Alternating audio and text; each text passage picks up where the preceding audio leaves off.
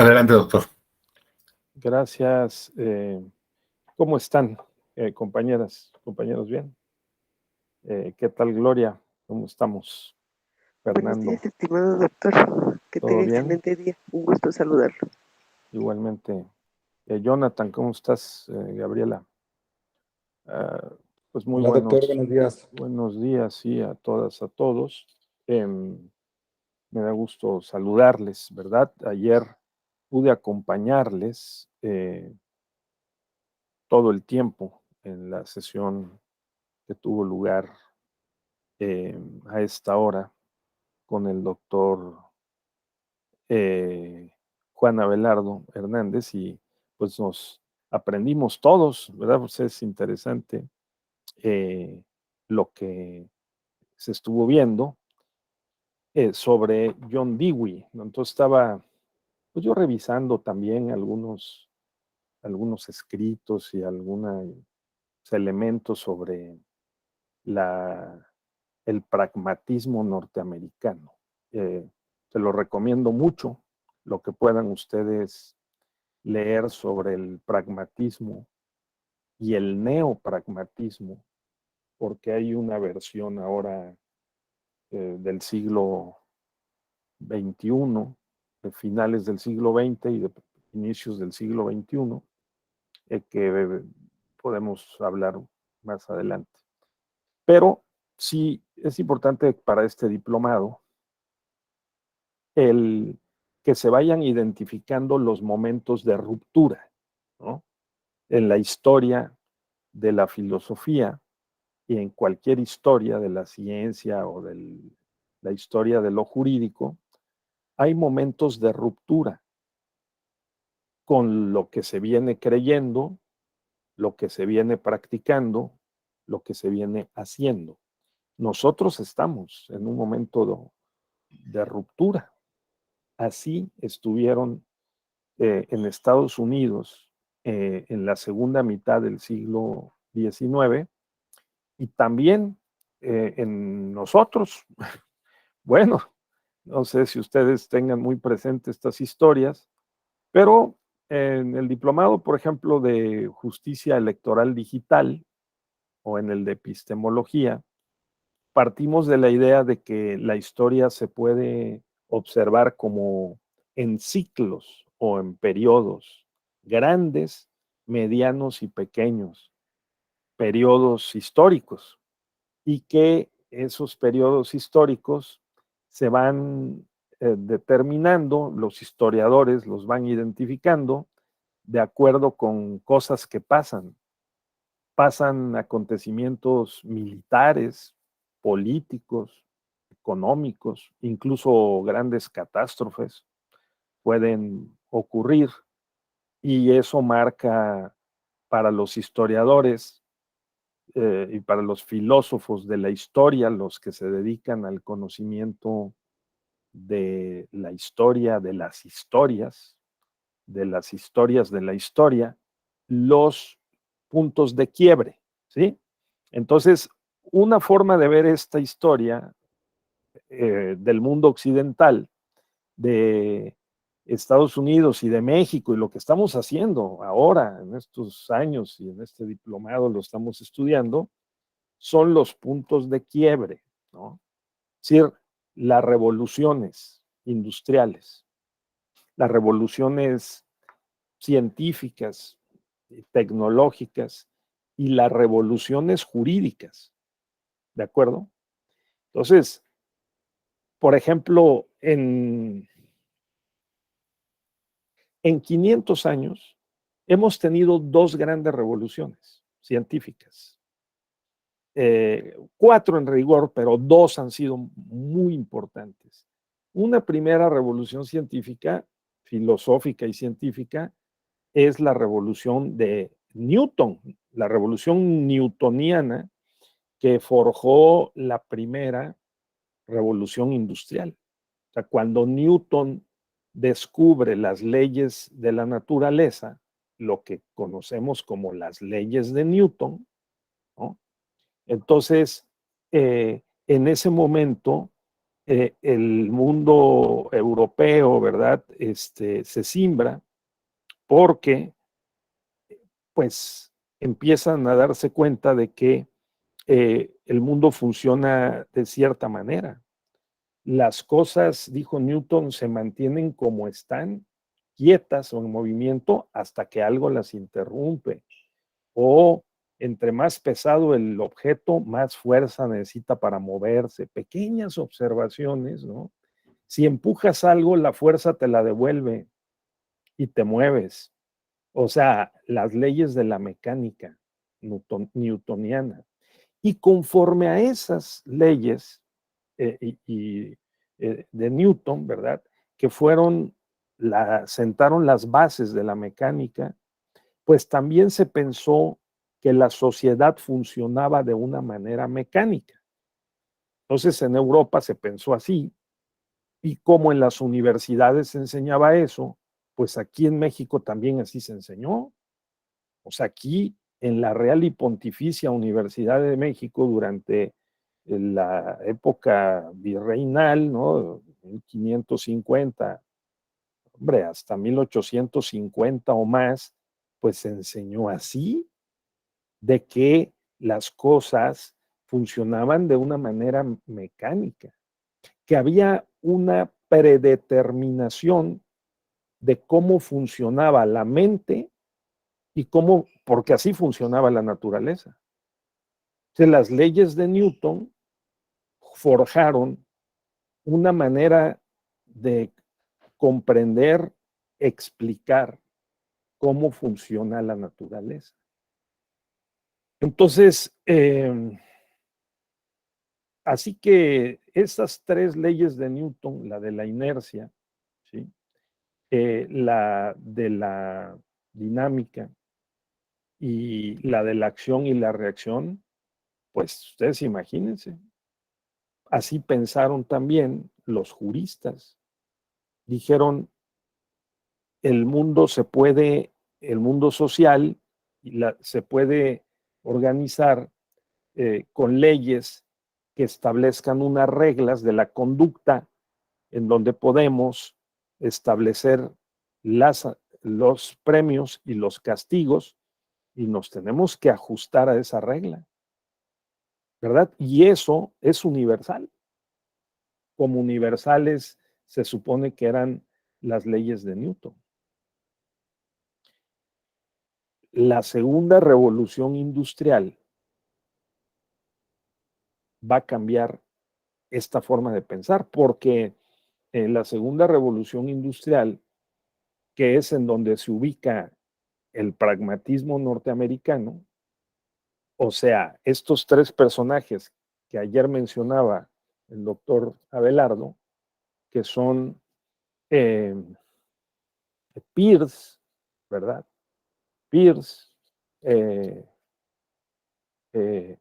James y Dewey, ¿no? Que son tres grandes personajes filósofos clásicos de la historia norteamericana. Porque, ¿en qué consiste, digamos, este momento de disrupción, de ruptura? Pero fíjense, no nada más en Estados Unidos, porque la pregunta es, bueno, está bien saber las cosas de Estados Unidos y de Europa, y en México, ¿qué estaba pasando en México? ¿No? Entonces, en, en Estados Unidos, bueno, en Europa, imagínense lo que había pasado, era la caída de los imperios, del Estado absolutista, la revolución industrial de finales del siglo XVIII e inicios del siglo XIX, ¿no? La máquina de vapor, las fábricas de helados y tejidos, la mecánica, precisamente, o sea, el avance de la mecanización en las fábricas, pues cambió la forma de trabajar. Y eso provocó, pues, muchos cambios sociales y cambios en el derecho. Entonces, tengamos en mente esto, compañeros, porque eso provocó, entre otras cosas, la independencia. de América Latina y de México. ¿Y qué hicimos aquí en materia de educación y en materia de derecho, ¿no? De ciencia jurídica? Fíjense que no hicimos mucho. Nosotros teníamos unos juristas constitucionalistas, incluso ilustrados, que como hasta ahora, pues algunos iban a estudiar a España, ¿no? O fuera del país, y luego regresaban y ocupaban los cargos públicos. Entonces, quienes hicieron la independencia de México y quienes escribieron las constituciones, las primeras constituciones de México, el acta de independencia, la constitución de 1824, de 1835, 36, son personas que habían ido a Europa, que habían visto o incluso habían participado en el Congreso Constituyente que hizo la Constitución de Cádiz de 1812. Y esas personas tenían en mente las ideas de la Ilustración y habían visto o estaban, o fueron a ver, fueron testigos de la primera revolución industrial.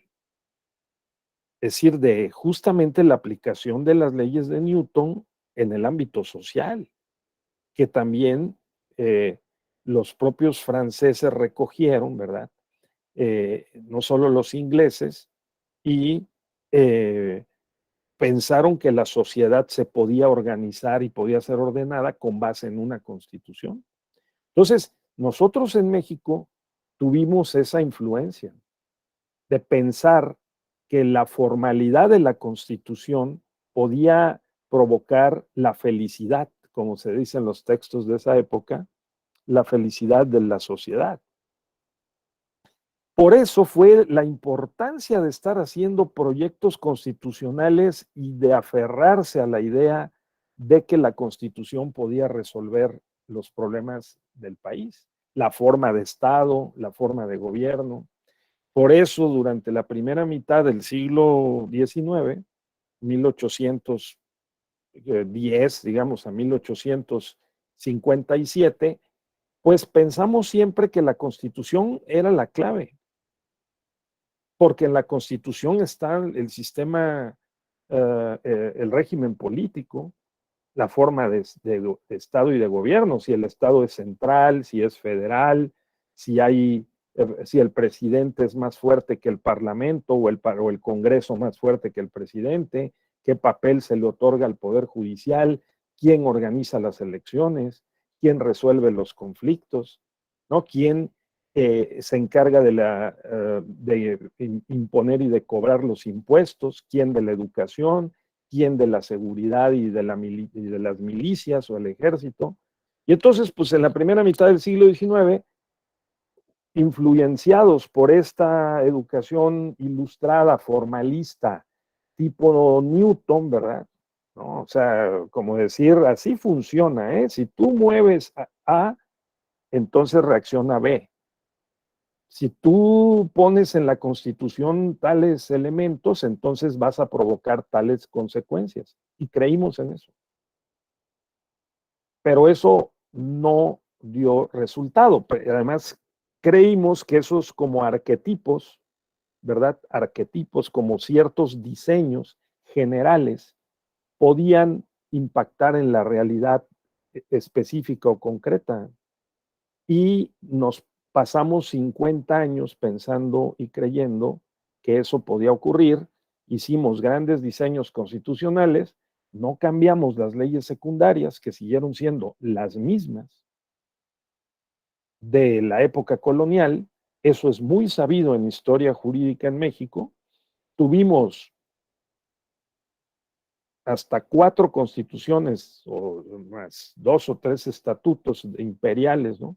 En la primera mitad del siglo XIX, pero no tuvimos leyes secundarias. El primer código civil lo hicimos en los años 70, el primer código penal y mercantil, pues hasta los 80s y los 90s del siglo XIX. ¿Sí? Entonces, ese desfase también provoca un desfase en la forma como organizamos y funciona la sociedad.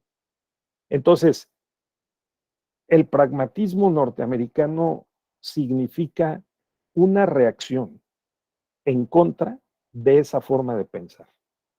Significa una reacción en contra de pensar que un modelo general puede resolver todos los problemas particulares. Porque lo seguimos pensando. Seguimos pensando que hay que reformar la Constitución. Seguimos pensando que hay que reformar el código. Porque pensamos que si colocamos racionalmente en unas normas los supuestos de las conductas que vamos a regular, entonces vamos a producir el resultado esperado. ¿Sí o no? O sea, nosotros tenemos en mente eso. Bueno, pues los pragmatistas no, sino para que lo contrastemos y nos enfrentemos a eso. A ver, Roberto, por favor, adelante. Maestro, disculpe, es fuera del tema. Lo que Sí. pasa es que acá, en la clase anterior, ya le había mandado un mensaje. Hubo un apagón acá en la península, acá en Yucatán. Ah. Entonces tenemos el internet muy intermitente. Por eso ahorita ni podía entrar. En la clase anterior ni podía abrir mi pantalla. Entonces, nada más para avisarle. No sé si también hay algunos compañeros o compañeras de Campeche, de Quintana Roo, pues estamos en la misma situación. Nos pegó toda la península. Entonces, sí, no es para avisarle por si ve que se apaga mi pantalla o no aparece mi rostro, está mala señal. Ok, tomamos nota, Roberto, sí. Ojalá que no, ¿verdad?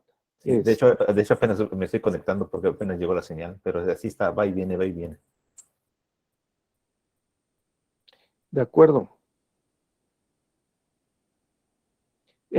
Tomamos nota y bueno, pues ojalá que no te perjudique mucho, ¿no? Porque te vas a perder de estas genialidades que estamos hablando aquí. Sí, me perdí de la mañana, de la mañana. Sí, sí, sí. Entonces, bueno, muy bien. Entonces, tengamos pues en cuenta esto que estamos hablando, ¿no? Porque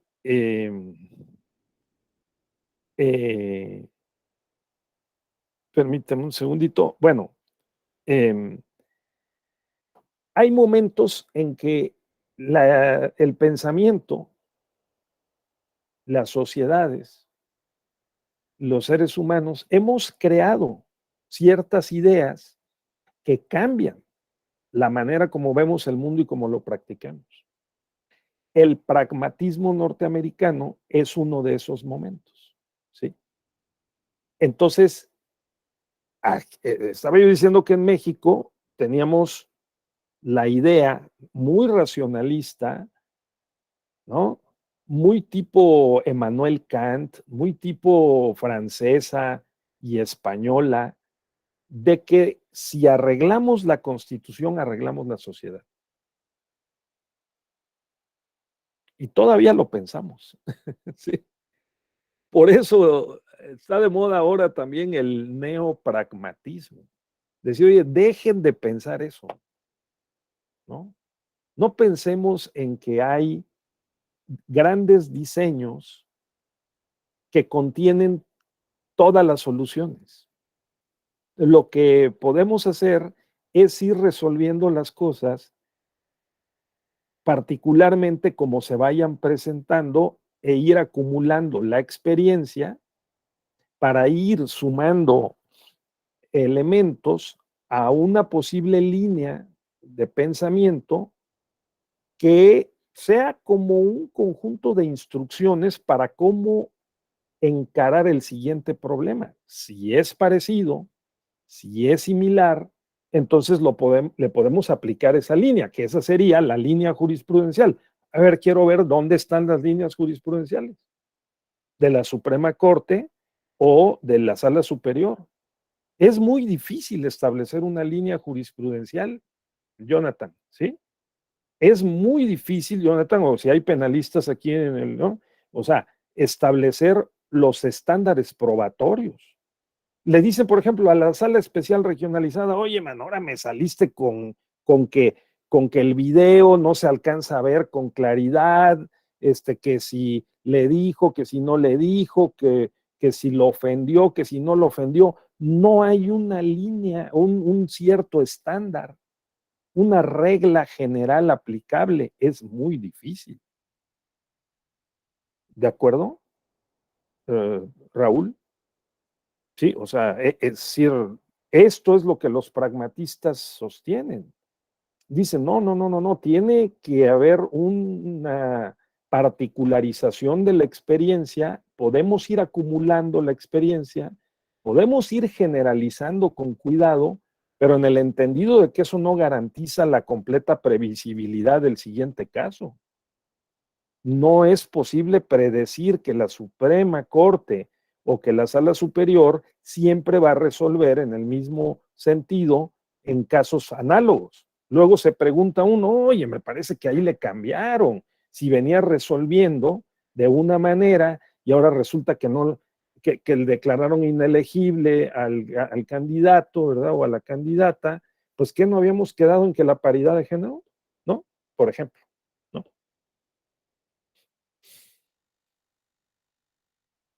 Entonces, esta discusión de pensamiento crítico tiene que ver con esa forma como pensamos. Pensamos newtonianamente, ¿no? De que hay unas ciertas reglas de la inercia, de la dinámica y de la acción y de la reacción que operan conforme a una regla inalterable, casi eterna, que siempre se presentará igual o no. O más bien, la realidad se mueve de una manera más dinámica. Es probable que se alteren esas leyes o esas reglas y que tengamos que improvisar, que afrontar la contingencia, el cambio, lo imprevisible. Y no nos queda más, pues que los elementos que tenemos a mano. Tenemos a mano la Constitución, las convenciones, las leyes, los acuerdos, la sentencia o la jurisprudencia. Pero la idea no es verlas como si fueran unos esquemas geométricos perfectos, ¿no? O unas reglas inalterables de las cuales vamos a deducir silogísticamente la solución al problema. No. Es probable que después de que encontremos la solución ponderada, proporcional, flexible, sí podamos formalizar la regla. Es probable, ¿no? Que podamos decir, después de haber hecho todas estas operaciones que hacen hoy los tribunales constitucionales, de hacer una interpretación conforme a la Constitución. Por ejemplo, en relación con el artículo 1 de la Constitución, ¿no? Si alguien excluye por razones de raza o de idioma a una persona de su derecho a votar, aunque no lo diga la ley general de procedimientos e instituciones electorales, es contra la Constitución. Entonces, ¿cuál es una interpretación más conforme con la Constitución? El incluirla, aunque no lo diga la ley. Ahora, si tenemos dos limitaciones, ¿verdad? Una persona por su color de piel, otra persona por su discapacidad, otra persona por su raza, otra persona por su situación socioeconómica, hay una, como se llama, interseccionalidad de discriminaciones o de factores de discriminación.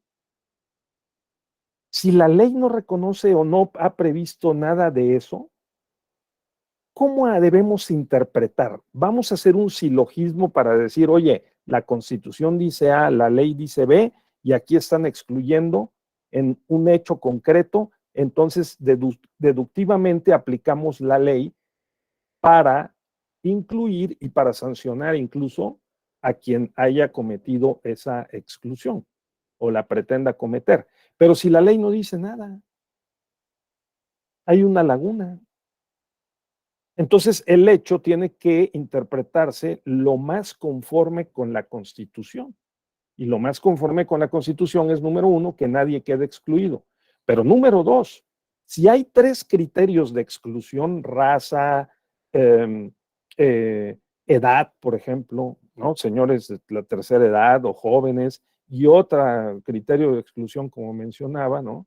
Es sexogenérica, entonces vamos a tener que pensar cómo le hacemos para que la solución sea lo más conforme con la Constitución. Y entonces tenemos que ponderar.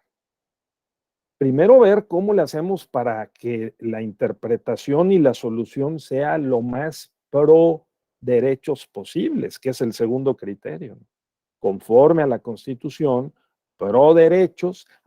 Pero que proporcionemos que unos y otros derechos no se vayan a lesionar de una manera muy intensa, por lo menos, sino que a cada uno le demos algo de esas personas que están ubicadas en una posición desventajosa. Porque la ley no dice nada. El legislador todavía no lo ha previsto. Entonces tenemos que hacer una ponderación y proporcionalizar los derechos, utilizando los principios constitucionales. ¿De acuerdo? Entonces eso se aleja del formalismo newtoniano de pensar que el mundo funciona con base en 3 leyes o con base en unas reglas que colocamos en la Constitución o en el Código Civil. No, no, no, no, no, no, no. Es algo que debe apartarse de ese pensamiento, aunque al final podamos formalizarlo como una regla y podamos decir, oye, cada vez que se presente una exclusión por raza, credo, género, se tomará la siguiente decisión, ¿no? Primero se dará un derecho preferencial a las mujeres, luego un derecho preferencial a los sexogenéricos alternos, luego se dará a las personas indígenas, luego aquí, luego aquí, luego acá. Y eso podría ser que lo coloquemos en una regla. Eso no garantiza que en el futuro los casos se vayan a presentar igual. Pueden presentarse semejantemente o parecidamente. Bien, los pragmatistas sostuvieron eso. Los pragmatistas sostuvieron que deberíamos desprendernos de los esquemas mentales y de las formas ideales como las constituciones racionales o racionalistas del siglo XIX, de la primera mitad del siglo XIX, que establecían ciertas reglas y que se pensó que debían ser cumplidas y que así arreglábamos los problemas sociales. ¿Lo pensaron los mexicanos también, como los norteamericanos? Sí, por supuesto, por supuesto. Esa es la diferencia entre la primera generación de liberales mexicanos que hicieron la Constitución de 1824, 35, 43, 47 y los que hicieron la Constitución del 57 y los que hicieron la Constitución de 1917. Pensaron que ya no era suficiente la Constitución. Fíjense nada más. O sea, así como los pragmatistas norteamericanos se desprendieron del formalismo, así también en México, la segunda generación de liberales, en donde estamos hablando de Ignacio Comonfort, Benito Juárez, Porfirio Díaz, Melchor Ocampo, ¿sí? Estamos hablando de Santiago Vidaurri de Nuevo León, y estamos hablando de Juan Álvarez de Guerrero, que fue el que inició la revolución de Ayutla de 1853, ya no pensaron como pensaban los políticos y los académicos y los intelectuales de la primera parte del siglo XIX. Ellos también hicieron un cambio y pensaron que sí era importante tener la Constitución por algo se hizo la Constitución de 1857, pero también pensaron que debían de arreglar la realidad práctica, de manera práctica, e incorporaron elementos de estas filosofías o formas de pensar críticas que dicen, no basta, es necesario tener una constitución, pero no es suficiente. Necesitamos arreglar la psicología política y social de cómo se toman las decisiones y mejorar las prácticas y alinearlas a lo que queremos hacer. Entonces estos personajes sabían, porque eran políticos prácticos, a diferencia de los anteriores, de la generación anterior, que no bastaba con la letra de la ley. Lo sabían Benito Juárez, que fue desde regidor del ayuntamiento, ¿sí?, de Oaxaca, cuando todavía era pasante de derecho. En 1830, el año que nació Porfirio Díaz, Benito Juárez se convirtió en regidor del ayuntamiento y luego diputado local, porque se podían acumular cargos, se podía ser regidor, se podía ser diputado local, ¿sí? Después fue juez, ¿sí? Después Juárez fue gobernador de un triunvirato de 3 personas que fueron gobernadoras interinas en Oaxaca en 1842. Después fue diputado federal en 1847 y era un tipo muy estudioso. Leía en latín, no, español, hablaba zapoteco. Entonces, cuando llegó a ser presidente de la República en 1858, hasta su muerte, que por cierto se cumplen 150 años de la muerte de Benito Juárez el próximo 18 de julio, 1872, el hombre tenía toda una larga carrera práctica y sabía cuál era el valor de la Constitución y de las leyes y cuál el valor de la práctica. Como los pragmatistas norteamericanos lo concibieron. Aquí estoy yo leyendo este libro en inglés de Dewey, ¿sí?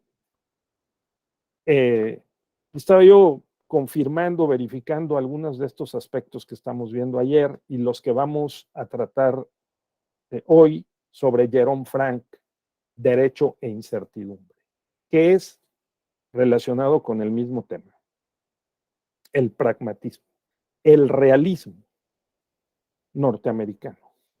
Pero lo estoy combinando con las cosas que pasaron en México, pues para que nos quede más cerca, ¿no? Y le encontremos encaje en nuestra realidad histórica.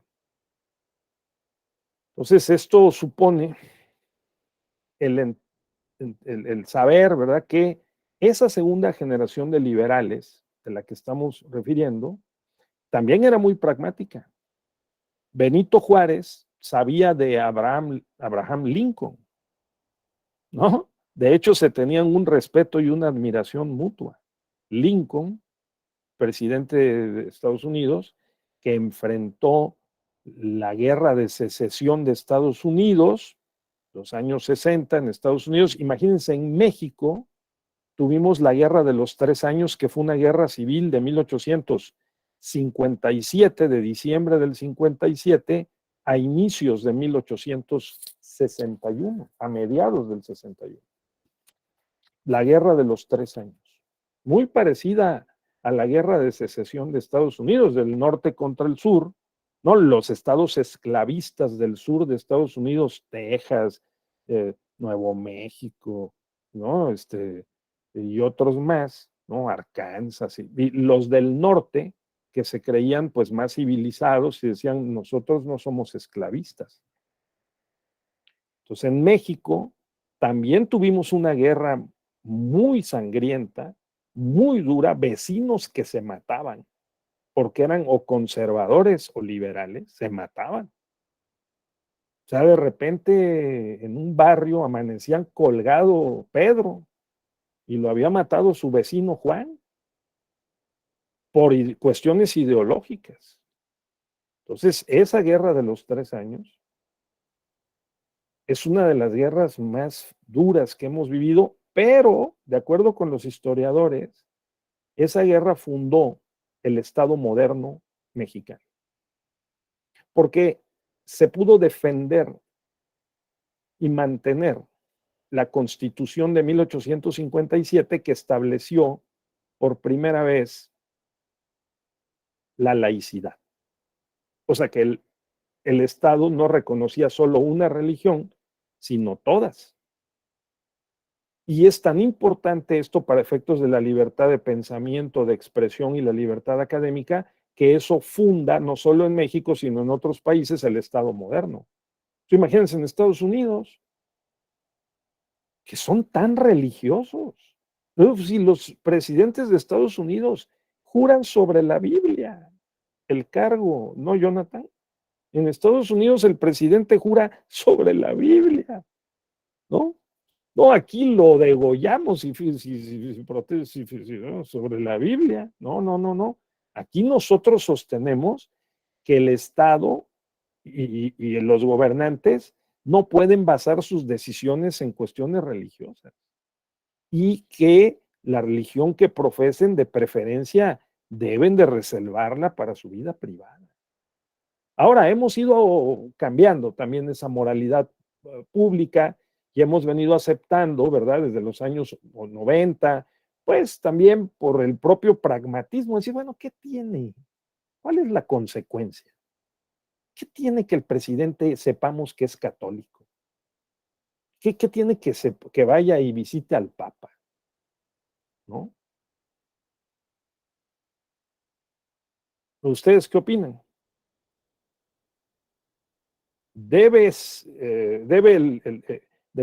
Podemos ser tan pragmáticos como para decir, claro, hombre, que vayan los sacerdotes y que voten.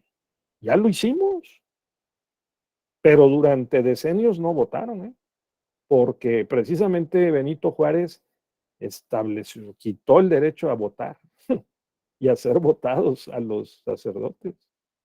Entonces, se devolvió 100 años después. Ahora, no pueden ser diputados elegidos, sí, nada más tienen que renunciar a los votos monásticos, porque ahí sí hay un conflicto de lealtades con el Estado Vaticano. Ah, no, pero si un sacerdote renuncia y pasa un determinado plazo, puede ser candidato, ¿no? Entonces, en este tiempo al que nos estamos refiriendo, que es la segunda mitad y el último tercio del siglo XX, del siglo XIX, la ideología, la filosofía y la forma de ver el derecho fue más pragmática. John Dewey, que se estaba viendo ayer, entonces, él compartió, porque él estudió filosofía en una de las mejores universidades de Estados Unidos para estudiar filosofía, que era la Johns Hopkins University. Entonces esa Johns Hopkins era considerada, según este libro que estoy leyendo, ¿no?, una institución tan buena como la Universidad de Heidelberg en Alemania, o la Universidad de Cambridge en Inglaterra, o la Universidad de la Sorbona en Francia. Y ahí estudió este personaje, ¿sí? John Dewey. Pero John Dewey, dice este libro, que rechazó algunas de las cosas que se enseñaban. Por ejemplo, se enseñaba la filosofía de Baruch Spinoza, de origen español, ¿sí?, pero de nacionalidad holandesa, que sostenía que todo el mundo, todo el mundo estaba impregnado de Dios, ¿sí? Y escribió John Dewey un artículo muy crítico diciendo que no servía de nada sostener ese planteamiento, sino que lo que necesitamos era ser, pues, más concretos, enfrentar los problemas prácticos de la vida, ¿verdad? Y no pensar en grandes filosofías, como decía ayer el doctor Abelardo, ¿no? Totalizadoras, holísticas, generalizadoras, universalizables, ¿no? ¿Verdad? Entonces, sino que fuéramos más concretos a los casos particulares. Y entonces él sostuvo, como sus compañeros pragmatistas que ya mencionamos, ¿no? Eh, eh, Sanders Peirce y William James, que una buena parte del conocimiento y de la forma que pensamos tiene que ver precisamente con los resultados de nuestra acción y de nuestro pensamiento. Si los resultados son positivos, son convenientes, nos sirven, nos hacen sentir bien, nos proporcionan bienestar, entonces hay que seguir por esa ruta. Como dice la regla del dominó, repite la ficha, ¿no? Hay que repetir la ficha. Como hacen en el fútbol americano, repite la jugada. Si te está siendo exitosa, repite la jugada. A ver cómo le hacen los Bucaneros de Tampa Bay ahora que ya se fue su gran receptor Gronkowski, ¿no? Porque fíjense lo que hicieron, pues la fórmula muy práctica, tráiganse a Brady, y Brady digo, sí, pero tráiganse a Gronkowski, ¿no? Para poder ganar el supertazón, porque esa es la fórmula. Brady, Gronkowski. Y entonces sí ganamos. Entonces, el pragmatismo es el hacer balances sobre los escenarios posibles. ¿Qué consecuencias puede tener la acción 1, la 2, la 3 o la 4? Si pensamos en términos de las consecuencias de nuestras acciones, entonces tenemos que entrenarnos no para pensar en el pasado, sino para pensar en el futuro. Dicen los pragmatistas, eso es lo que hay que hacer. No hay que pensar en el pasado, ni hay que pensar en los grandes diseños constitucionales. Hay que pensar cómo nos va a ir en el futuro, a partir de las decisiones que tomemos en el presente y con base en el ensayo y error. Porque el mundo es muy contingente. Y si no prevemos todas las hipótesis y las variables que nos pueden afectar en nuestra vida, nos podemos llevar tremendas sorpresas, ¿no? Entonces, esto tiene una implicación psicológica muy importante, porque los pragmatistas comenzaron a ver también, pues, el avance de la psicología. Decían, oye, las personas no están locas, no hay que subirlas en un barco y echarlas al mar a que se mueran, como le hacían en la Edad Media, ¿no? Y todavía en a principios del siglo XIX, decían, oye, los locos que no se pueden adaptar a la sociedad, que cometen locuras, que andan desnudos corriendo por la calle, que andan gritando cosas y que no se comportan, súbanlos en un barco y échenlos al mar. Y así lo hacían. Hasta que comenzó a avanzar la psicología experimental, ¿no? Y la psicología clínica, y por supuesto, a principios del siglo XX, por Sigmund Freud, ¿no? Padre del psicoanálisis, encontró la fórmula para decir, oye, cuidado porque tenemos impresiones infantiles que afectaron nuestro cerebro y nuestras emociones y nuestras actitudes y comportamientos. Somos muy miedosos porque le tenemos miedo a cosas que nos pasaron, que ya ni nos acordamos. Y entonces, si podemos desenterrar esos recuerdos dolorosos y los exhumamos y les decimos adiós, podemos dejar de depender de ese pasado y más bien pensar en el futuro, con más libertad. Entonces, John Dewey, que fue, como se dijo ayer, un gran educador, porque además influyó mucho su esposa, ese es otro signo muy importante de la modernidad.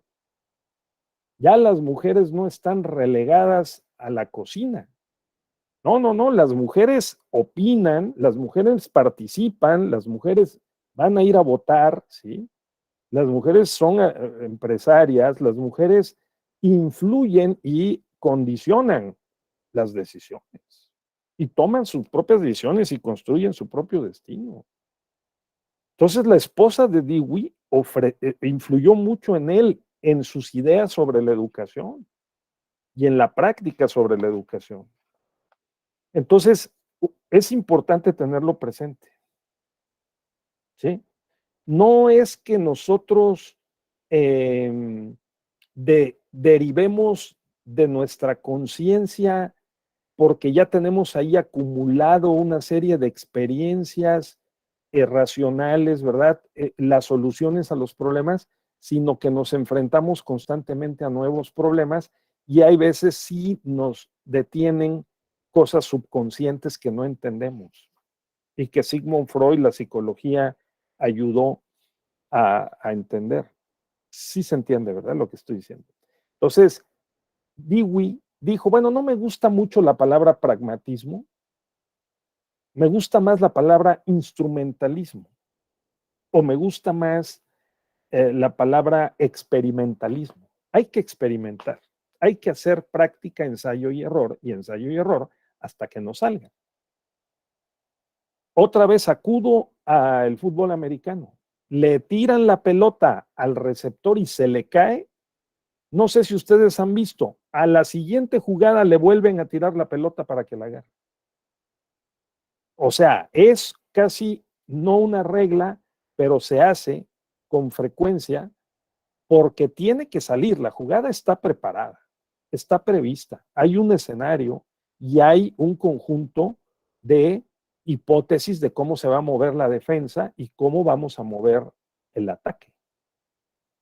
El pragmatismo supone que podemos sumar experiencias concretas para ir haciendo escenarios de futuro y prever o calcular en términos generales, porque ya dijimos que hay mucha incertidumbre, las consecuencias de tomar la decisión A, la decisión B o la decisión C.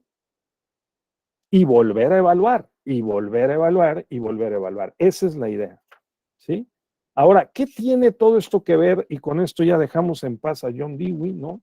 ¿Qué tiene que ver esto con la democracia?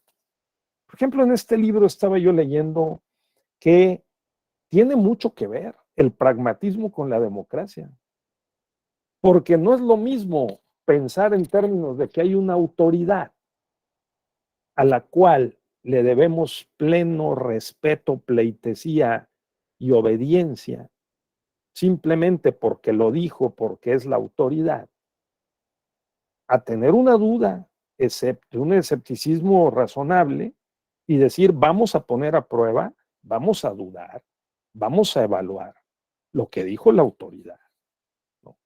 ¿Sí? Porque la democracia no es solo un método de gobierno, ¿sí? Dice en este libro John Dewey, o sea, la democracia no es nada más el gobierno del pueblo por el pueblo y para el pueblo, ¿sí? La democracia es tener libertad y asociarlo con el desarrollo de nuestra vida práctica. Como dice el artículo 3º de la Constitución, la democracia no es solo una estructura jurídica o un régimen político, sino una forma de vida para mejorar, no para empeorar, ¿no? Para mejorar,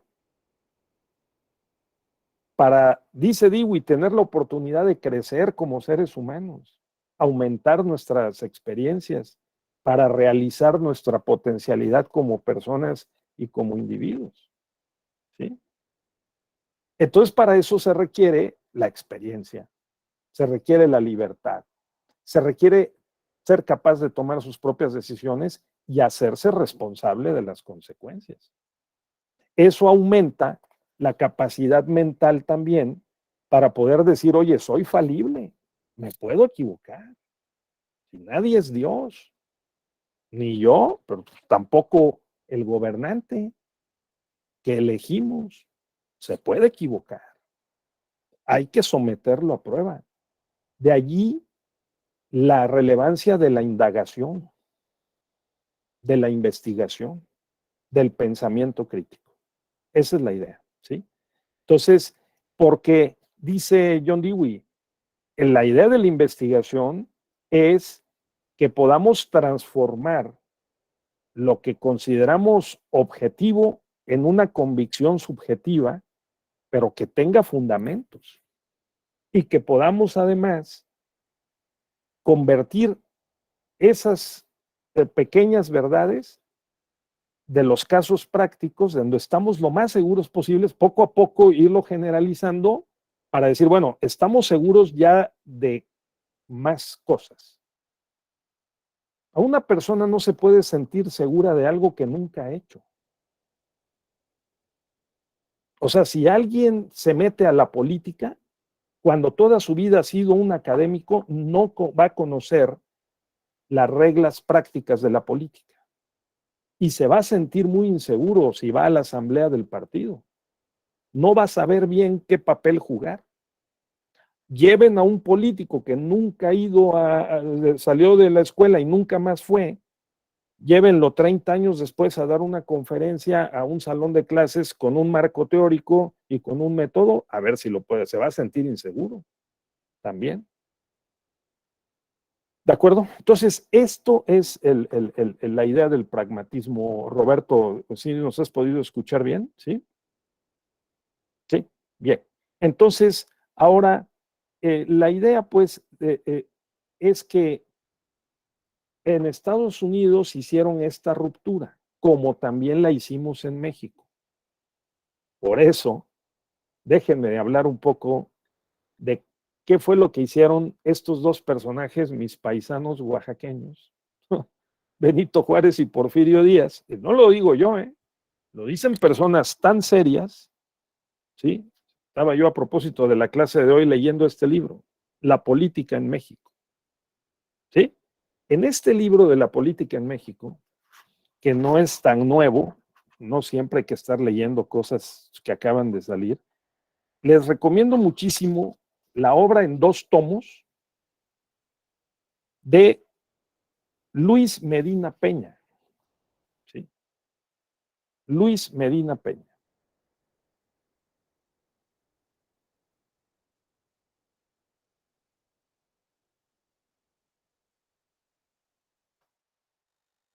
Se van a divertir muchísimo, ¿sí?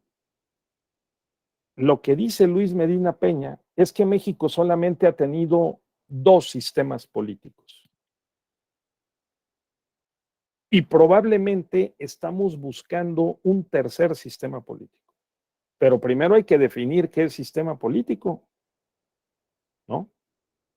Porque el pensamiento crítico aplica también al decir, a ver, ¿cómo estamos definiendo, cómo estamos pensando el pasado para ver cómo pensamos el futuro, el presente y el futuro? Dice Luis Medina Peña, nosotros durante mucho tiempo pensamos, y eso fue lo que se escribió en los libros, y estudiábamos y así creíamos que pasó, que en el siglo XIX en México, la primera mitad del siglo XIX había sido desastrosa, puros caudillos, líderes políticos, todos ambiciosos, que echaron a perder el país hasta que vino Benito Juárez. Y luego Porfirio Díaz lo echó a perder, y luego vino la revolución que corrigió lo de Porfirio Díaz.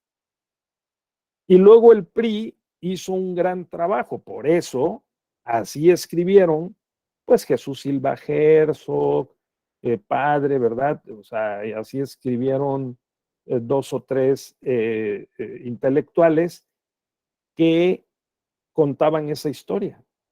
Anarquía, primera mitad del siglo XIX, la salvación de Benito Juárez, la dictadura de Porfirio Díaz, la salvación de la revolución y las virtudes del PRI, ¿no?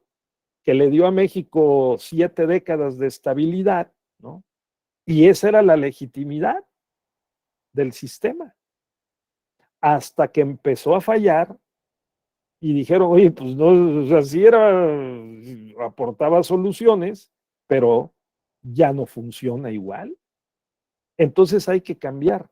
Entonces hay que revisar la historia, porque los últimos 40 años, pues hemos cambiado bastante la forma de organización del Estado, aunque para algunos no hemos cambiado el viejo sistema presidencial, que lo que tenemos que cambiar, dicen algunos, es pensar críticamente para ver cómo cambiamos el sistema presidencial, porque no puede una sola persona con todos los problemas del país. ¿Sí, Raúl? ¿Sí, Roberto? Sino la idea es que actúen conjuntamente el presidente con el Congreso, los gobernadores con la legislatura local. O sea, el Poder Ejecutivo, el gabinete, trabaje conjuntamente con el Congreso y entonces ahora sí, juntos coordinen sus políticas y sus acciones para resolver problemas. Eso se llama gobierno de gabinete, gobierno semipresidencial, pero semiparlamentarizado. Entonces hay quien piensa que de esa manera es como se puede resolver mejor, afrontar mejor los problemas del país. Si no, nos vamos a estar enfrentando cada sexenio a un conjunto de nuevas propuestas. Probablemente las votemos, pero no las vayamos a resolver los problemas. ¿De acuerdo? Es decir, ¿tú cómo ves, Roberto? ¿Tú crees que un gobernador, tú estás en Yucatán, mano, yo soy oaxaqueño, o sea, somos de provincias, la mayoría de todos. ¿Tú crees que una sola persona pueda resolver? Miren que el gobernador yucateco tiene muy buena calificación. Es uno de los 3, si no es que el mejor gobernador calificado en el país, ¿eh? ¿Sí?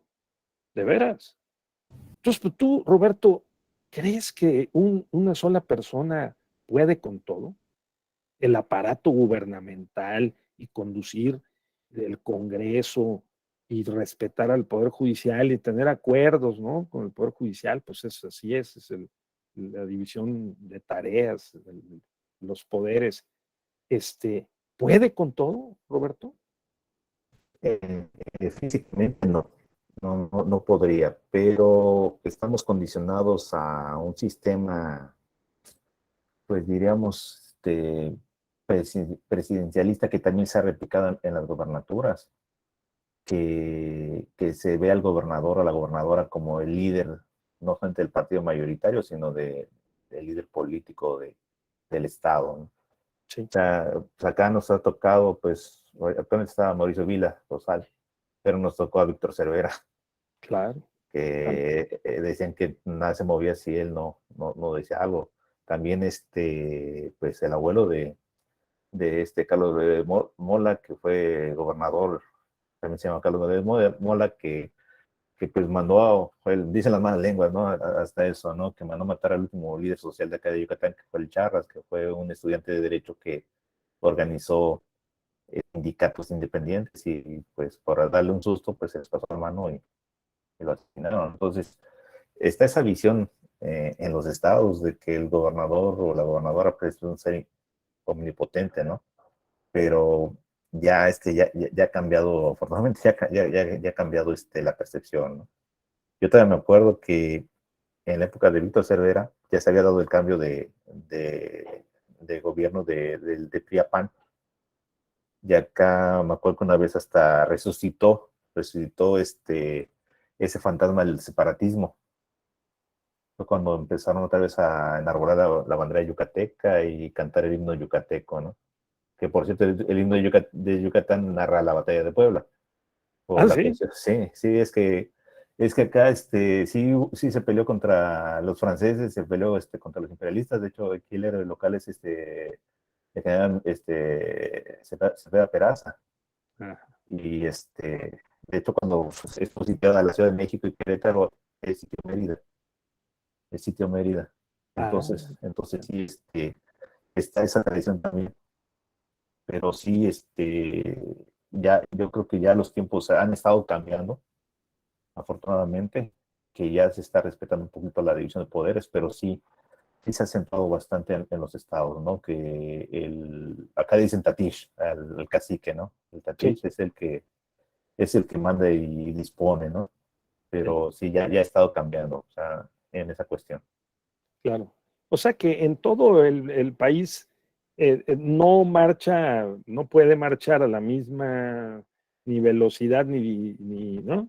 Ni circunstancias, sino que en algunos más y en otros menos va avanzando, y vamos dejando atrás ciertas tradiciones y las vamos cambiando para ver otras que por sobrevivencia y por conveniencia, ¿no? De la mayoría, pues puedan servir, ¿no es cierto? Entonces, eso, eso es lo que los pragmatistas sostuvieron, un cambio de las condiciones. Entonces, tengamos presente eso y ahora déjenme colocar aquí una cosa para, para ver el tema que nos ocupa, ¿no? Es decir, eh, eh, porque la pregunta es, ¿quién fue Jerome Frank? Y ese libro de Derecho e Incertidumbre, ¿qué tiene que ver con el pragmatismo y con el realismo jurídico? ¿De acuerdo? Entonces, vamos, vamos a ver, porque eh, fue un hombre muy polémico, para empezar. Jerome Frank, ¿no? Este personaje eh,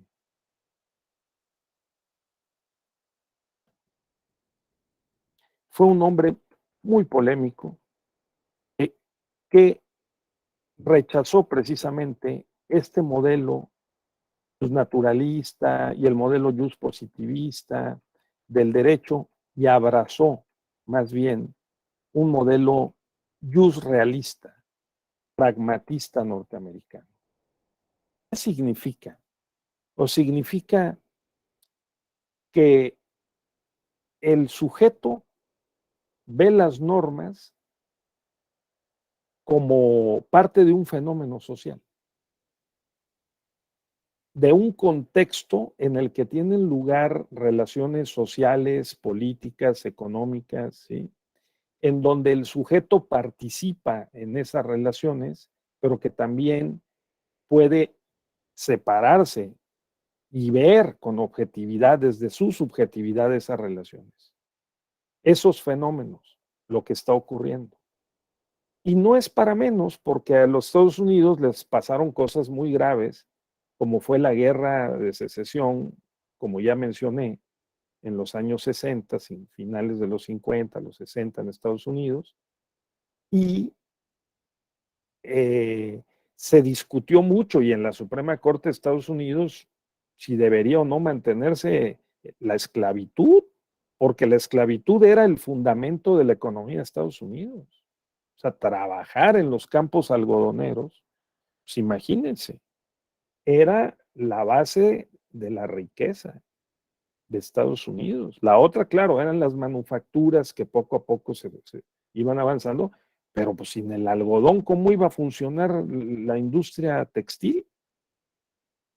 ¿No? Entonces, ese conflicto en Estados Unidos fue muy, muy grave y eh, se vieron obligados a modificar las leyes y a hacer una educación mucho más práctica, como ya hemos insistido mucho. En México también, o sea, Porfirio Díaz también lo hizo, ¿eh? Porque aquí en México, Justo Sierra fue a Europa, Había contacto con los Estados Unidos, se sabía qué estaba pasando allá y también aquí se hicieron congresos pedagógicos para cambiar el antiguo formalismo, ¿verdad? Y los dogmas y los mitos y enseñar cosas prácticas en las escuelas. De hecho, pues se importó el modelo lancasteriano. Ayer el maestro Abelardo mencionó o preguntó que si alguien había estudiado en una escuela activa o creativa con el método de Lancaster, ¿no? ¿Cuál es ese método? Yo tengo un hijo que estudió 2 en la escuela con el método de Lancaster. ¿Qué es qué? Pues es el método que creó, ¿no?, un sindicalista para poder enseñar a los obreros y entre los sindicalistas poder reproducir más rápidamente personas operarias que tuvieran cierta educación y adiestramiento, ¿no? Y que tuvieran la capacidad creativa de resolver y de innovar. El método lancasteriano, ¿sí?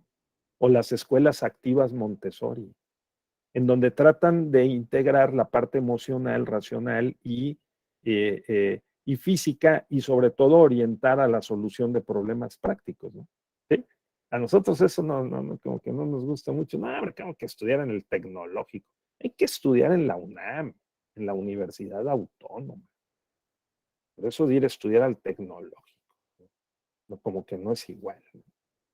Entonces, no, o sea, aquí la idea es, pues, ¿qué importa tener el grado de doctor si no sabes ni qué dice el artículo primero de la Constitución, ¿no? Doctor en Derecho.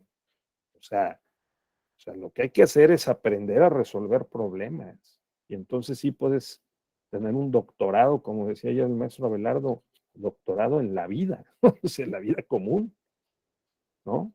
O sea, claro que sirve mucho y que te puede enseñar cosas muy importantes, pero tan importante como un grado y como tener conocimientos especializados, sistematizados, es aprender métodos para resolver problemas. Yo tuve la fortuna de estudiar 2 años en Estados Unidos y lo que a uno le enseñan, por lo menos eso fue mi experiencia, en las ciencias sociales son metodologías para resolver problemas.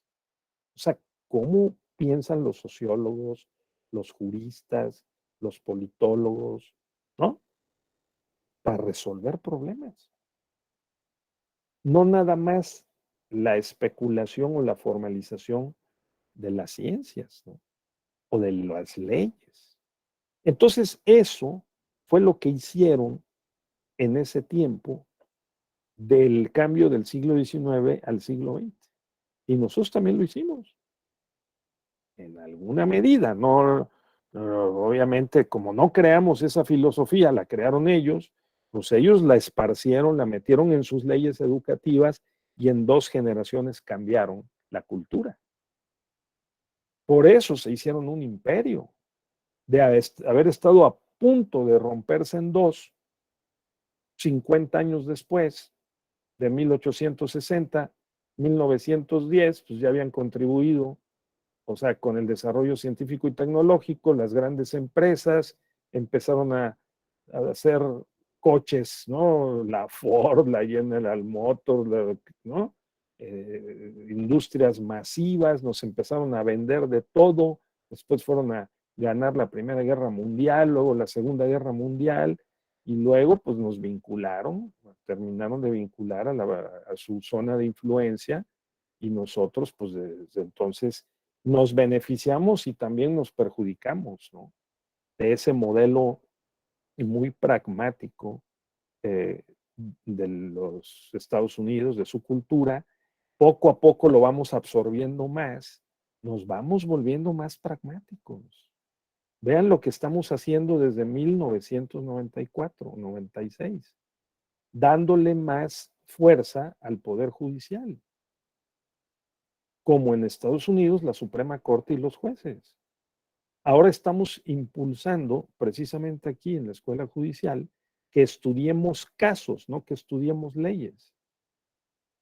¿No es cierto? Estamos estudiando casos, la jurisprudencia, la sentencia, no nomás porque nos convenga, porque se trata del tribunal, que es el que hace y aprueba esas sentencias, sino porque hay una corriente pedagógica, didáctica, jurídica, ¿no? De que hay que ser más pragmáticos, aprender casos, ¿sí? Examinar esos casos porque es probable que al siguiente caso sea parecido y le aplicamos la misma solución. Imagínense la Suprema Corte de Justicia de la Nación ya abandonó el sistema de jurisprudencia por reiteración para asumir el sistema norteamericano, que lo tienen todos los países de América Latina, salvo México, no lo teníamos. El sistema de precedentes. O sea, con una sentencia se sienta jurisprudencia. Vamos, si se quiere ver así, ese precedente es el que guía la siguiente decisión, si es que hay las mismas causas o presupuestos. El presidente del Tribunal Electoral, Reyes Rodríguez, está proponiendo que se adopte el sistema de precedentes, también el magistrado Felipe Lamata. A ver, hagamos un corte aquí breve antes de lo que la reflexión sobre Jerome Frank, ¿no? Y platíqueme, a ver, cuál es su punto de vista sobre, Jonathan, ¿tú crees, Raúl o Roberto, que es conveniente adoptar el sistema del precedente en materia judicial electoral? ¿O dejar las 3 sentencias consecutivas en el mismo sentido para la jurisprudencia por reiteración? A ver, Jonathan, tú que le sabes al tema. Pues fíjense que aquí sí tendría duda, porque yo siento que el derecho electoral es totalmente distinto a otras materias. Creo que aquí cada elección es distinta, cada actor político es distinto. En otras materias tal vez los procedimientos son generalmente los mismos. Por ejemplo, en materia penal, los delitos siempre tienes una línea donde si cumples con determinada, digamos, ¿cómo le diré? Elementos, se configura tal delito. En electoral tiene sus asegúnes, o sea, no creo que vaya por ahí el tema de los precedentes, porque todo el derecho electoral, cada elección es distinta. Sí me queda ahí duda. Sí, cómo no. Y Jonathan, ¿no sería que porque precisamente estamos discutiendo en el diplomado en pensamiento crítico si es que es posible generalizar y formalizar la previsión de las soluciones a los conflictos, ¿no? Si podemos establecer un marco más o menos general, que sería la jurisprudencia, en donde encajen los asuntos que vienen. Porque yo pensaría que si mantenemos la jurisprudencia por reiteración, estaríamos pensando en términos de que sí podemos formar un criterio más perdurable sobre una materia que, como dijiste, es muy dinámica y casuística. ¿No será mejor el precedente de decir, oye, esta decisión que tomamos hoy, con una justificación y un criterio o un estándar que establezcamos, para todos los casos que sean parecidos a este o que se acerquen suficiente bajo las mismas condiciones y circunstancias, le vamos a aplicar ese precedente? ¿No sería mejor? Pues sí, si lo vemos así, sí, Tal vez, ¿no? estaríamos entrando más o menos al sistema jurídico anglosajón, ¿no? Exactamente, Al exactamente. common law. Entonces yo creo que, pues si lo vemos desde ese punto de vista, sí estaría mejor. Aunque Podría sí, ser. no sé cómo, en realidad, cómo funcionan las elecciones en Estados Unidos. Tengo ciertos elementos, pero no de fondo, ¿no? Claro, lo que ocurre, muy buena observación, fíjate lo que está diciendo con gran lógica Jonathan, ¿no? Dice Jonathan, oye, vamos a ver el precedente en Estados Unidos, pero si tú me dices que es un sistema americano de precedentes, anglosajón, no latino, ¿verdad? Sino más de anglosajón. Entonces, ¿cómo lo vamos a aplicar si el modelo, si la experiencia electoral puede ser distinta? O sea, muy buena. El contexto es diferente. Bueno, tal vez en Estados Unidos deberían de tener el sistema de jurisprudencia por reiteración, o sea, a ver, porque allá no llegan, bueno, en el ámbito local sí, ¿eh? Perdemos de vista el ámbito local de Estados Unidos en materia electoral, pero hay libros completos en Estados Unidos de casos resueltos por los tribunales o las cortes de justicia de los estados de Estados Unidos en materia electoral. Fíjense ustedes, no llegan a la Suprema Corte de Justicia, porque el sistema de Estados Unidos sí es muy descentralizado y hay un federalismo judicial electoral también muy vigente. Nosotros no, nosotros los asuntos más importantes se van a la sala regional y luego a la sala superior, o incluso directo a la sala superior, ¿no? Federal. Pero en el ámbito local, en Estados Unidos, ahí es donde se resuelven muchos asuntos de inelegibilidad, también de problemas eh, de derecho de los candidatos, si violan o no también algunas reglas que tienen que ver con la libertad de expresión, con la comunicación política.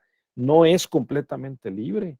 En el ámbito local, como cada estado sí tiene allá, como nosotros teníamos antes, un ancho margen de legislación local, ¿sí? Entonces, las cortes locales de Estados Unidos resuelven muchos asuntos electorales, ¿eh? Sí, sí. Algunas más y otras menos, hay unos que van más avanzados y otros no, pero entonces la pregunta es si el precedente, el tomar una sola decisión como el punto de referencia para el resolver el subsecuente caso nos conviene o no. Jonathan dice muy sagazmente, pues no es diferente el contexto, ¿no? O sea, porque la Suprema Corte de Estados Unidos resuelve muy de vez en cuando un caso. Aquí el tribunal resuelve 10,000 asuntos por año. El tribunal electoral del Poder Judicial de la Federación. Entonces, ¿qué? Nos conviene la dinámica del sistema de precedentes para decir, yo senté este precedente y al siguiente ese voy a aplicar. O tenemos que esperar a que lleguen 3 asuntos, que se resuelvan en el mismo sentido, se apruebe el criterio y luego ya cambió. Entonces, ¿por qué me cambias el criterio? ¿No? Si habíamos quedado en que bajo ciertas condiciones aplicabas cierta regla o cierto criterio o forma de resolver. O sea que no es sencillo, ¿verdad, Jonathan? Habrá que estudiarlo con detenimiento, ¿no? Muy bien. Sí, bien. Entonces eso, tenerlo presente. Bueno, volvamos pues, eh, eh, porque me vino a la mente esta cuestión del precedente. No, esto es otra cosa. Entonces estamos viendo en el diplomado en epistemología. Entonces, aquí andamos. Bien.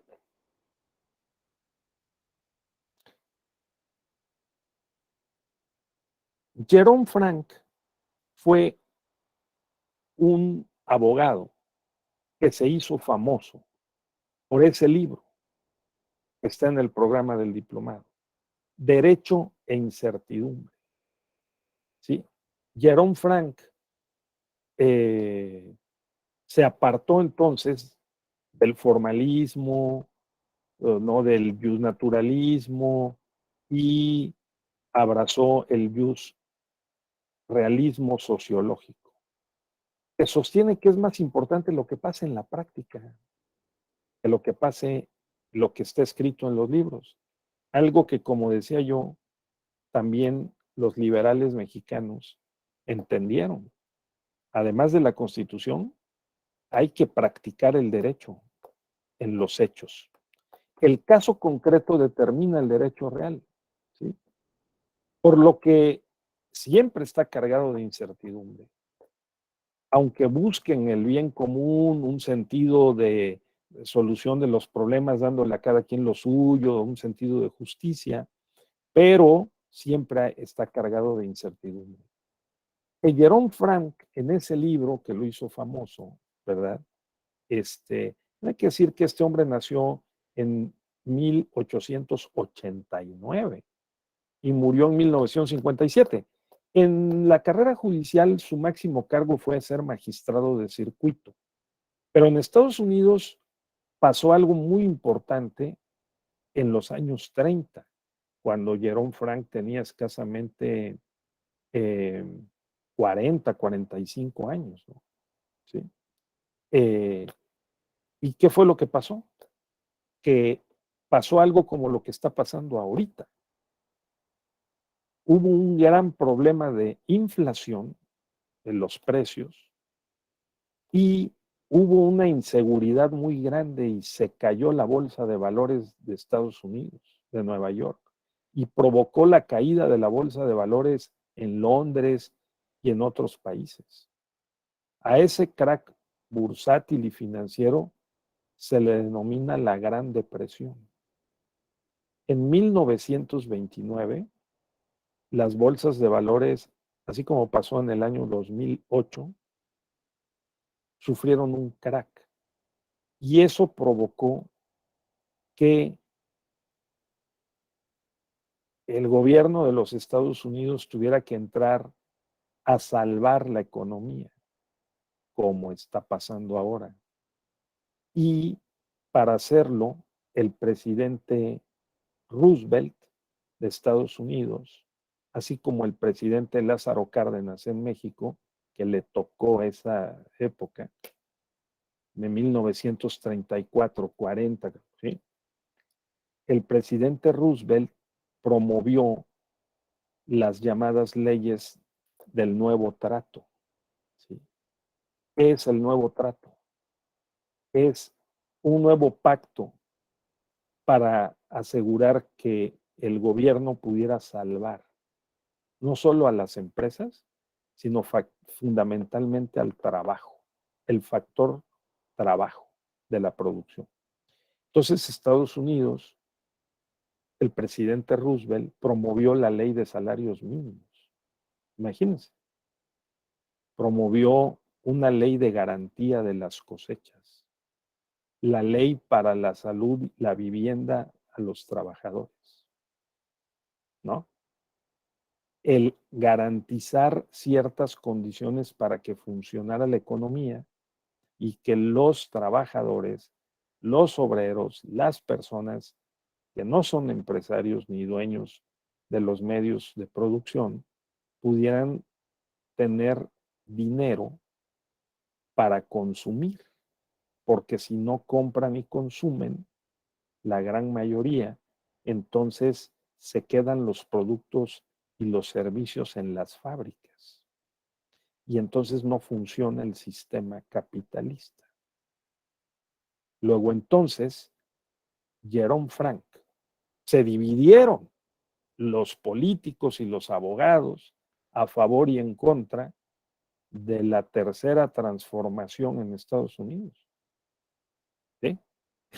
Y entonces dijeron, oye, un momento, algunos a favor y otros en contra, se polarizó mucho la sociedad y Jerome Frank, que había nacido en 1889 y que había estudiado Derecho, ¿sí? en, eh, en Chicago, ¿sí? En la Universidad de Chicago. Para entonces, pues tenía unos 40 años, ¿no? Casi 50. Nació en 1990, 94, entonces sí, 40 años, 45. Él estuvo a favor de Roosevelt, ¿sí? Era un gran abogado litigante, materia civil, penal y mercantil, ¿no? Y entonces estuvo a favor de Roosevelt. Luego entonces de las leyes del New Deal, ¿no? El nuevo trato, y entonces este hombre que había leído a John Dewey, que había leído además a Sigmund Freud, psicología, ¿no? A Jean Piaget, ¿sí? La psicología aplicada a los niños, a la evolución del cerebro, de la mente y de la educación, ¿no? Y también a el héroe de la justicia de Estados Unidos, que es Oliver Wendell Holmes. Oliver Wendell Holmes Jr. Fue presidente de la Corte de Estados Unidos en los años 20, 30, y Oliver Wendell Holmes hizo un trabajo muy, muy importante porque él fue quien dio el paso, ¿verdad? A el pragmatismo jurídico, ¿no? Él, un hombre muy liberal, un hombre muy progresista, un hombre que sostuvo um, eh, la regulación del Estado, ¿sí? Porque él estaba en favor de que el Estado interviniera en la economía para resolver los problemas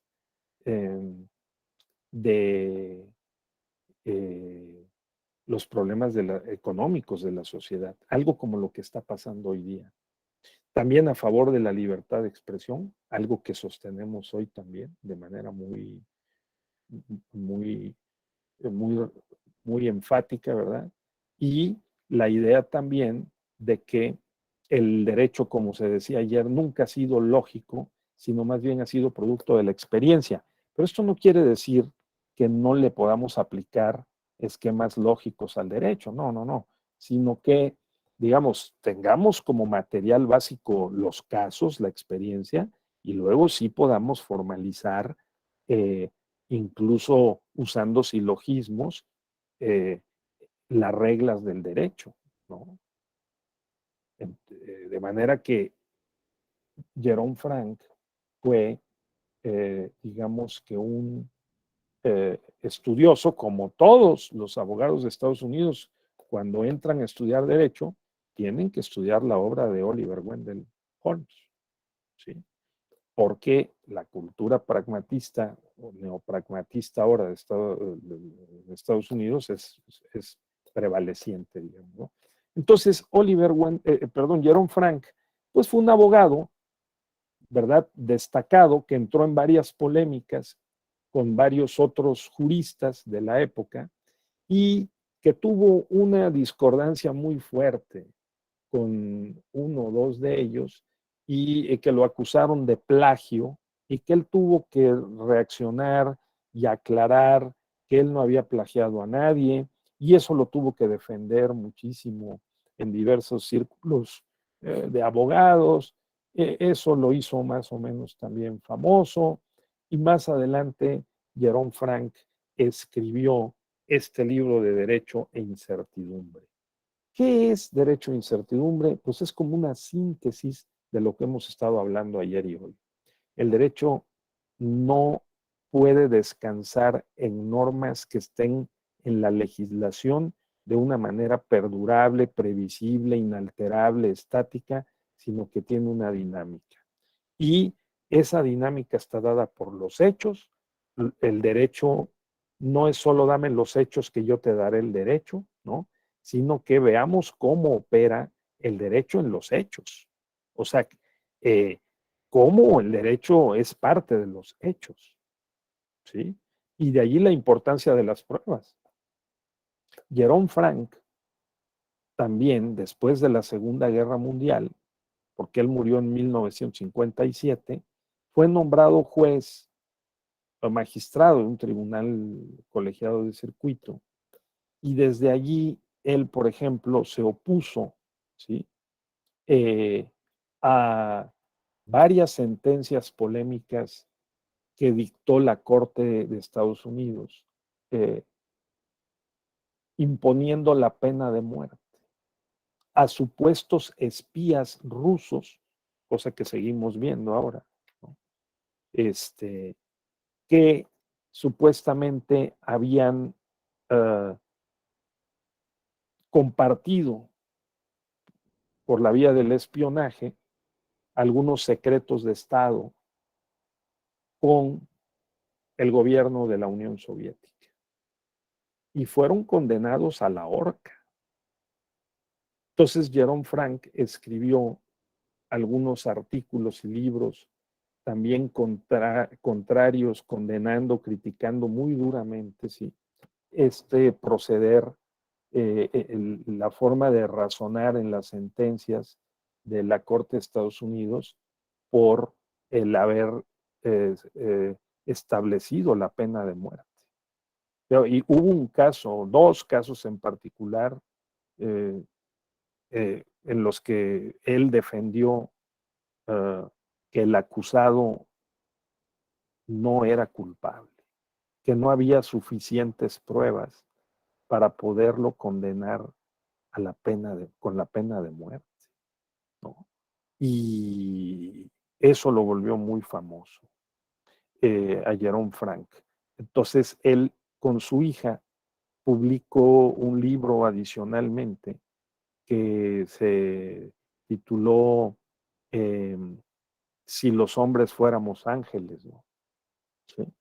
En el cual también otro que con su hija, pues, no culpable, ¿no?, el cual ponía precisamente en duda las valoraciones de las pruebas con base en las cuales fueron sentenciados a muerte personas como las que mencioné, ¿no?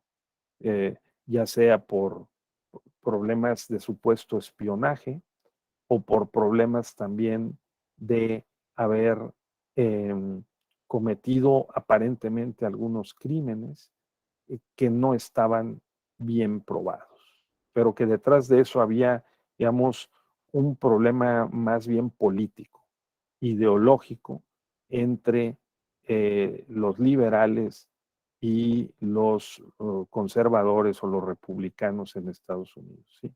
Entonces, Jerome Frank, tengámoslo en mente como una persona que, digamos, con ese libro, Derecho e Incertidumbre, usó una técnica, era muy hábil, jurista, argumentativa también para reducir las opiniones y las sentencias de los jueces, larguísimas, por ese entonces muy extensas, a una sola página, haciendo un esfuerzo de análisis y de síntesis, reducir a una sola página toda una sentencia de decenas de páginas, ¿no? Entonces, algo como lo que seguimos hoy planteando y pidiendo hacer en México, que podamos eh, hacer sentencias más sencillas, que las podamos hacer más accesibles, ¿verdad? Y que no hagamos sentencias ni tan extensas y sobre todo que no tengan claridad y orden en su contenido y sustancia, pues obviamente, ¿no?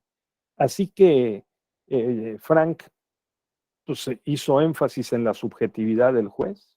Dijo, yo he visto a jueces resolver cosas que no debían haber resuelto porque no había suficientes pruebas o las pruebas no eran pertinentes y lo hicieron.